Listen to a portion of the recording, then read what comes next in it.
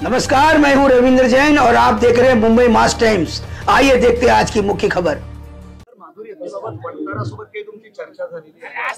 आज मी वनताराच्या अधिकाऱ्यांना बोलवलं होतं, त्यांच्याशी मी चर्चा केली। त्या चर्चेमध्ये त्यांनी हे सांगितलं की आम्हाला त्या हत्तीवर हक्क सांगायची कुठली इच्छा नाही, आम्हाला कोर्टाने आदेश दिल्यामुळे आम्ही हे सगळं केलंय। मी त्यांना सांगितलं की मग असं असेल तर तुम्हीही आमच्या सोबत सुप्रीम कोर्टात जॉईन झालं पाहिजे आणि आपण जॉईंटली सुप्रीम कोर्टाला विनंती करू की हा हत्ती म्हणजे माधुरी त्याला तिथेच आपल्या कोल्हापूरमध्ये नानणी मठ जे आहे त्याच्या परिसरामध्ये तिथेच आपण एक रेस्क्यू सेंटर तयार करू। हाय पॉवर कमिटीने ज्या प्रकारचे निर्देश दिले आहेत त्या निर्देशानुरूप सर्व प्रकारच्या सोयी तिथेच करू आणि तिथेच तो हत्ती आपण आणू अशी आम्ही मागणी करतो आणि तुम्ही त्याला समर्थन द्या।